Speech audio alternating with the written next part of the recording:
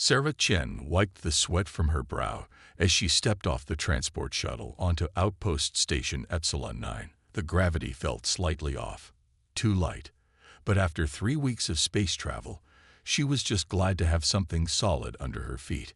As Earth's first mechanical engineer invited to study at an alien facility, she knew she had a lot to prove. The welcoming committee consisted of 3 Arctians, tall, crystalline beings with geometric patterns that pulsed with internal light. Their chief engineer, Domain Master Ixel, regarded her with faceted eyes that sparkled like cut diamonds. "Welcome, human Chen." Ixel's translator rendered their harmonic tones into English. "Though we question the wisdom of allowing they paused, searching for a diplomatic word. Primitive species access to our advanced systems. The Cultural Exchange Initiative requires our compliance." Sarah bit back a retort. She graduated top of her class at MIT and spent 5 years keeping Antarctic research stations running with duct tape and Ingenuity. But she knew arguing would only reinforce their prejudices. "Thank you for having me," she said instead, bowing slightly. "I look forward to learning from your expertise." The station's corridors were a marvel of crystalline architecture, with sweeping arches that seemed to defy physics. But Sarah's trained eye caught subtle signs of strain. Microfractures in load-bearing sections, power conduits showing signs of inefficient energy transfer. The Arxians' technology was beautiful, but perhaps not as perfect as they believed. Their tour was interrupted by a high-pitched alarm. Ixel's patterns flashed in what Sarah recognized as distress. "The medical bay's diagnostic array is malfunctioning," one of the other engineers reported. "All scanners are offline. How long until the repair team arrives from the homeworld?" Ixel demanded. "Minimum of 3 standard cycles. The solar storm approaching the system has disrupted regular transport." Sarah's attention snapped to a display showing patient data. "You have people in critical condition who need those scanners." "This is not your concern," Ixel said sharply. "Our technology requires specially trained technicians. The calibration alone." "How long does calibration usually take?" Sarah interrupted. 3 days of carefully monitored adjustments." "And how long do those patients have?" Ixel's patterns dimmed. "Some. Less than 1 standard cycle." Sarah squared her shoulders. "Then you don't have time for perfect calibration." "Let me take a look." "Absolutely not. These are sacred instruments, passed down through generations off." "They're machines," Sarah cut in. "Complex ones, yes, but still machines. And right now they're broken machines that people's lives depend on." She stepped toward the medical bay. 2 Arxian guards moved to block her path, their crystalline forms gleaming menacingly. "Your species barely understands quantum mechanics," Ixel protested. "You still use internal combustion engines. You cannot possibly comprehend." "Maybe not," Sarah agreed. "But here's what I do comprehend. You have people dying in there while you wait for proper procedures to be followed. Where I come from, we call that malpractice." She met Ixel's faceted gaze. "I'm not asking to take these machines apart. Just let me look. If I can't help, you've lost nothing. But if I can." The silence stretched taut as fiber optic cable. Finally, Ixel's patterns shifted to what Sarah recognized as resignation. "You may observe only. Touch nothing without explicit permission." Sarah nodded and followed them into the medical bay. The diagnostic array dominated the center of the room, a massive crystalline structure that would have looked more at home in a modern art museum than a hospital. Patients lay on beds around its perimeter, their vital signs displayed on flickering holoscreens. As Sarah circled the array, her mind was already breaking down the problem. The Arxians built everything on crystalline computing, beautiful and efficient, but notoriously sensitive to environmental factors. The approaching solar storm was probably creating electromagnetic interference that their shielding wasn't equipped to handle. She spotted the weak point almost immediately, a junction where several power conduits met, showing signs of stress fractures. The Arxians' solution would probably involve replacing the entire section, with a perfectly grown crystal matrix. But Sarah had a different idea. "Domain Master Ixel," she said carefully. "I believe I can help, but you're not going to like my solution." Ixel's pattern swirled with skepticism. "Explain." As Sarah outlined her decidedly unorthodox proposal, the Arxian engineer's geometric patterns shifted through colors she interpreted as shock, horror, and finally, just possibly, desperate hope. Sometimes the difference between life and death wasn't perfect technology. Sometimes it was just someone willing to get their hands dirty finding a way to make the impossible work. The medical bay's crystalline walls amplified every sound, from the beeping of patient monitors to the horrified gasps of Arxian engineers as Sarah unpacked her toolkit. "Is that adhesive tape?" One engineer's patterns flickered in what she'd learned to recognize as disgust. "Copper tape," Sarah corrected, unrolling a length. "Conductive and heat-resistant. And yes, I know it's primitive by your standards, but right now we need solutions that work, not ones that look pretty." Domain Master Ixel hovered nearby, their crystalline form vibrating with anxiety. "The diagnostic array's quantum matrix requires perfect symmetry to maintain coherence. Your modifications will destroy the harmonic balance." Sarah was already examining the stress fractures in the power junction. "Perfect symmetry is exactly the problem. You're trying so hard to maintain theoretical perfection, you've made the system brittle. It can't adapt to changing conditions." She pointed to the spider web of cracks spreading through the crystal matrix. "See these patterns? The solar storm is creating electromagnetic fluctuations. Your system is trying to maintain perfect balance instead of flexing with the interference. It's like building a skyscraper without allowing for sway. One strong wind, and the whole thing comes down. Our technology has served us for millennia." Another engineer protested. "The sacred designs. We'll get people killed if we don't adapt them." Sarah finished. She pulled out a small device she built on the transport ship, a crude electromagnetic sensor cobbled together from spare parts. "Look at these readings. The storm's getting stronger. We don't have time for a theological debate about technology." The patient's vital signs were growing more unstable as the diagnostic array continued to malfunction. Sarah could see the conflict in Ixel's shifting patterns, duty to tradition warring with the need to save lives. "What do you propose?" Ixel finally asked. Sarah laid out her plan quickly. "We create a buffer zone around the power junction using the copper tape to channel excess energy. It won't be perfect, but it'll let the system flex instead of fracture. Then we can use these capacitors I brought to smooth out the power fluctuations." Capacitors. An engineer's patterns flashed in alarm. "Those are crude electronic components." "Crude but effective," Sarah said, already working. "Sometimes the old solutions are the best ones. Your crystal tech is amazing, but it's like you've forgotten that simple can be beautiful too." As she worked, she explained each step, showing the increasingly fascinated engineers how to identify stress patterns and create workable solutions with limited resources. The copper tape gleamed against the crystal matrix, ugly but functional. "This goes against everything we're taught," one young engineer said, their patterns showing a mix of horror and curiosity. "From our earliest training, we learned that technology must be perfect, must follow the sacred patterns. But what is perfection?" Sarah asked, carefully soldering a connection. "Is it a system that works flawlessly under ideal conditions, or one that keeps working even when everything goes wrong?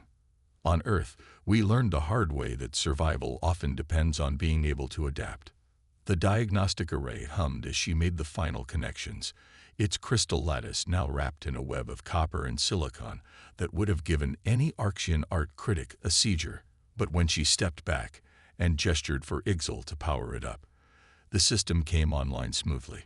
The holographic displays stabilized, showing clear readings of the patient's conditions. More importantly, the stress fractures had stopped spreading. "It's functioning," Ixel said, their patterns showing disbelief. "But how can it work?" "The symmetry is completely disrupted." Sarah smiled, watching as the medical team rushed to treat their patients with the restored equipment. Because sometimes function is more important than form. Your technology is incredible, but you've turned it into a religion. You're so focused on maintaining perfect patterns that you've forgotten the whole point of engineering, solving problems, and helping people. She gestured to the modified array. This isn't pretty, but it works. And more importantly, it'll keep working even when conditions aren't perfect. That's what we humans had to learn on our death world. Adaptability is its own kind of perfection. The young engineer who had questioned their training moved closer, studying the modifications with growing interest. Could you show me more of these techniques? Before Sarah could answer, alarms blared through the station. Ixal's patterns shifted to emergency colors. The solar storm's intensity has exceeded predictions, they announced.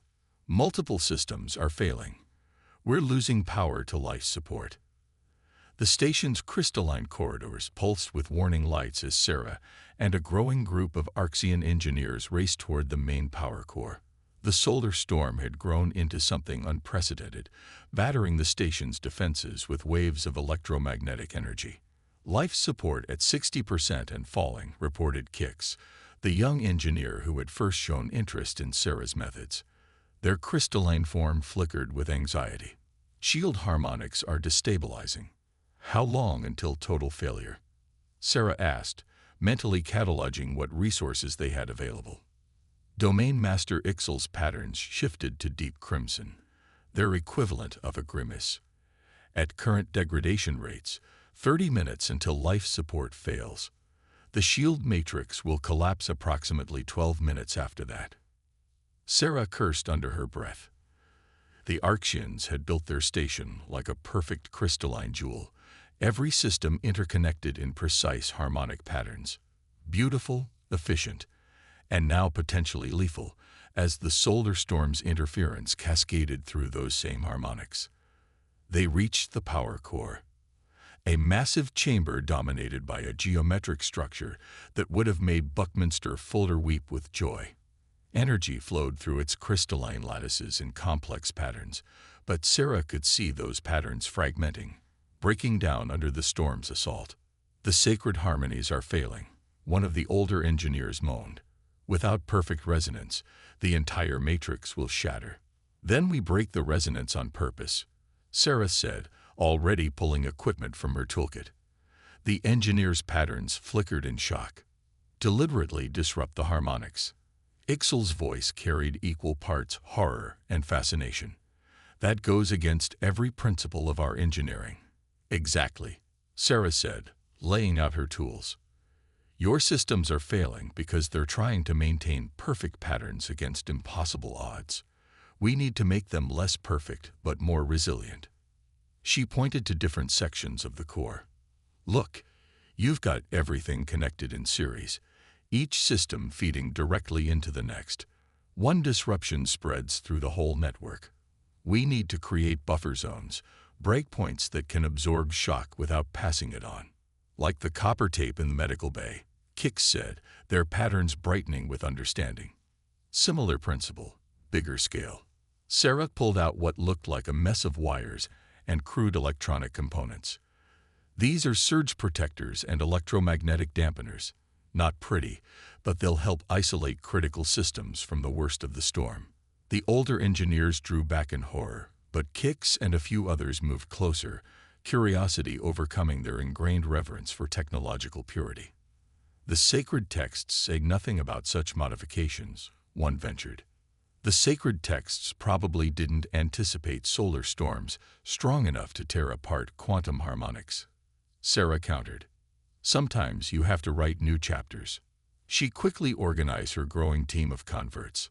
Kix, take these dampeners and start installing them at these junction points. Remember what I showed you about the copper tape. We need solid connections. Pretty doesn't matter right now. What about the shield matrix? Ixal asked, their patterns showing they were still torn between tradition and survival. One problem at a time, Sarah said, already working on the main power conduits. First, we stabilize life support, then. A massive surge rocked the station. The crystalline walls groaned as energy patterns flickered and died throughout the core. Life support at 40%. Kix called out. Shield harmonics critical.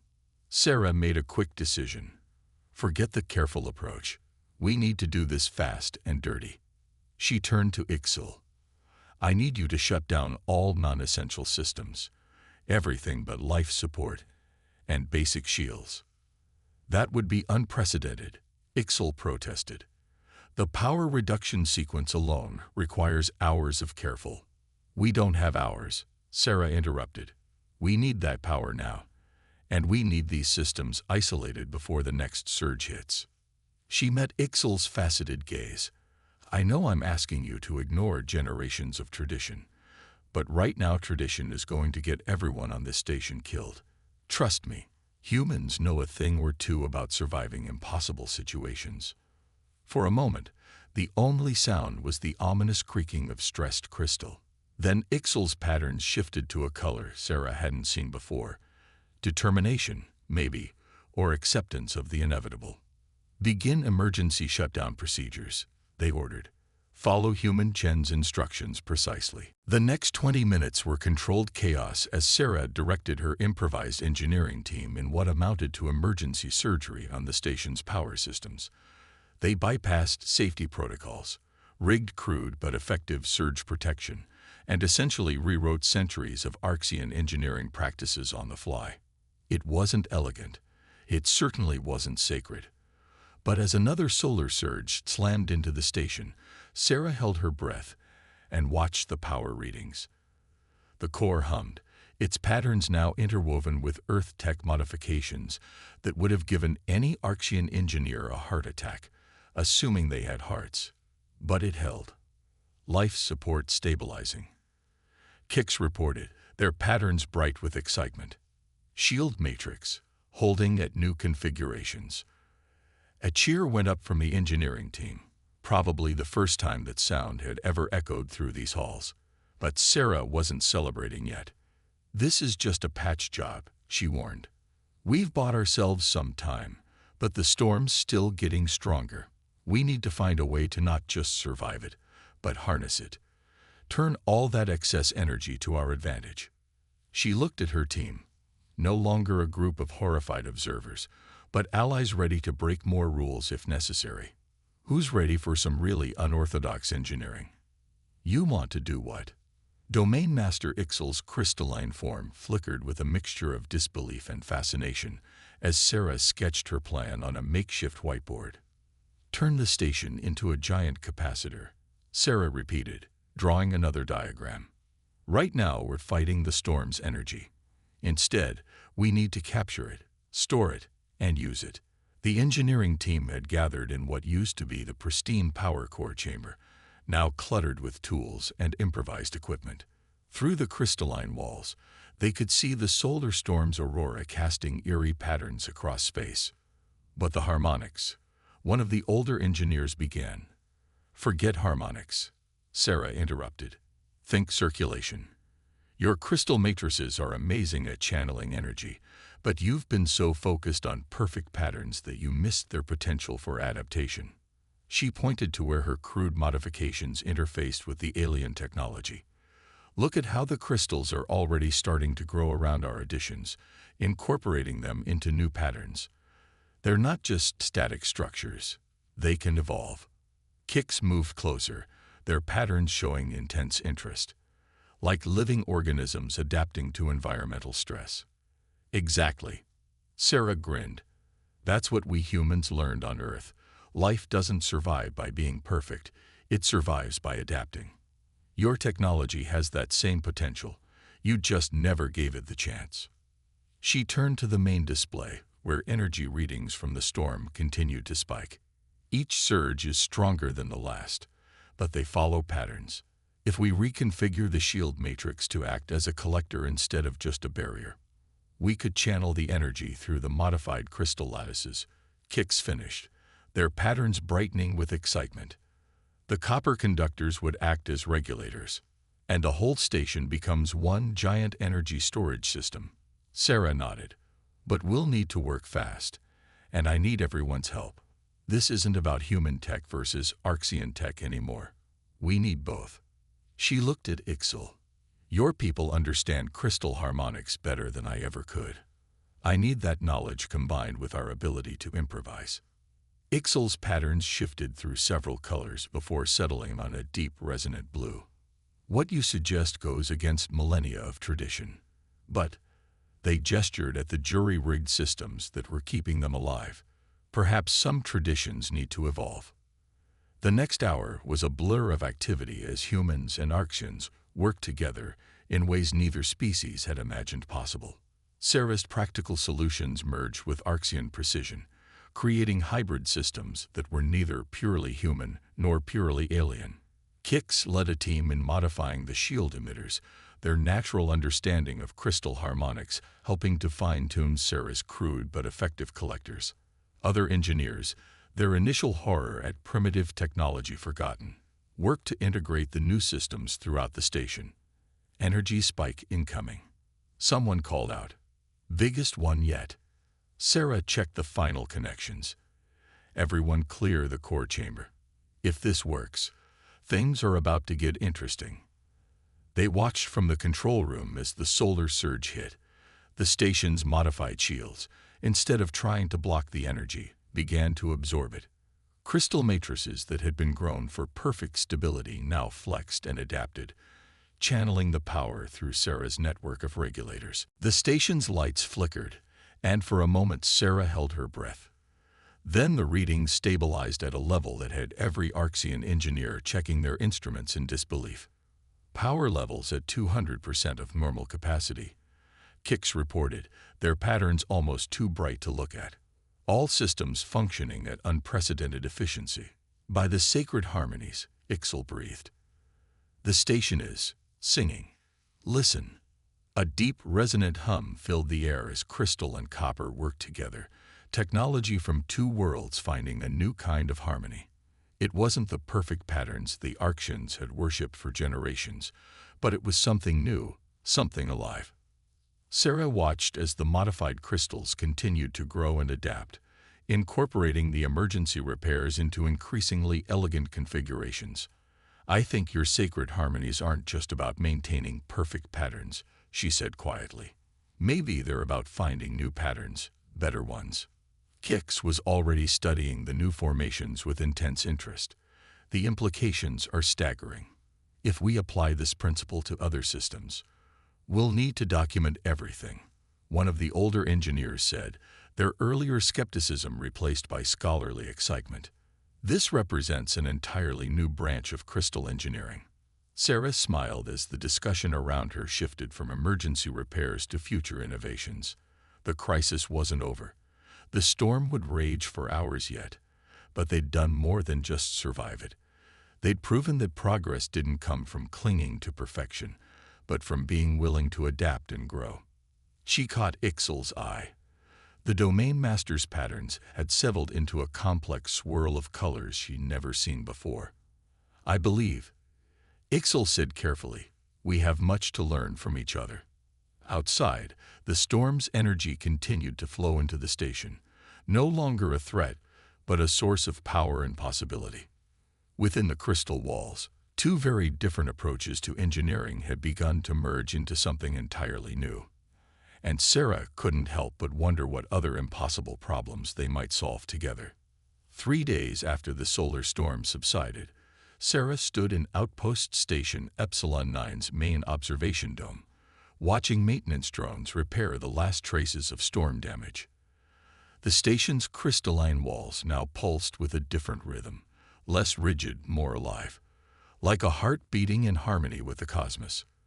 "The latest efficiency readings are remarkable," Kix said, joining her at the window. The young engineer's patterns had settled into new configurations over the past few days, mixing traditional Arxian symmetry with more dynamic elements.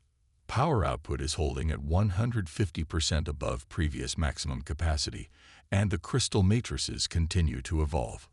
Sarah nodded, watching new crystal formations grow around the copper conductors they'd installed during the crisis. Instead of rejecting the primitive materials, The living crystal had begun incorporating them into increasingly sophisticated patterns. "Have the traditionalists stopped calling for my execution yet?" she asked, only half joking. Not everyone had been happy about their emergency modifications to sacred technology. "Actually," a familiar harmonic voice interjected, "they're now demanding access to your research notes." Domain Master Ixal approached, their crystalline form radiating what Sarah had learned to recognize as wry amusement. "The Engineering Guild Council spent 6 hours yesterday debating whether to classify copper tape as a sacred material." Sarah laughed. "Please tell me you're joking." "I wish I were." Ixal's patterns flickered with mirth. "But more importantly, they've approved your proposal for the Joint Human Archean Engineering Program." That got Sarah's full attention. After the crisis, she'd submitted a radical plan to create a new division focused on combining human adaptability with Archean precision. She hadn't expected it to be taken seriously, let alone approved. "They actually agreed?" she asked. "With unprecedented enthusiasm," Ixal confirmed. "The storm proved that our rigid adherence to tradition had become a vulnerability. Your unconventional methods showed us a new path forward." Kix's patterns brightened. "Several of us have already volunteered for the first exchange program with Earth. I'm particularly interested in this concept of jury rigging you mentioned." "Just don't tell them about duct tape yet," Sarah grinned. "Let's ease them into the really heretical stuff." Their conversation was interrupted by a soft chime. The observation dome's crystals shifted, forming a large display screen. A live feed showed repair crews working on the station's outer hull, where the modified shield emitters now gleamed with a hybrid beauty of copper and crystal. "We're receiving applications from engineering guilds across 3 sectors," Ixal said. "Many of our brightest minds are eager to learn what other primitive solutions might revolutionize our technology. Though perhaps we should find a more diplomatic term. Call them adaptive engineering principles," Sarah suggested. "Sounds more professional than Deathworlder fixes." She watched as crystal formations continued to grow and evolve around their emergency modifications. What had started as crude repairs had sparked an entirely new branch of engineering.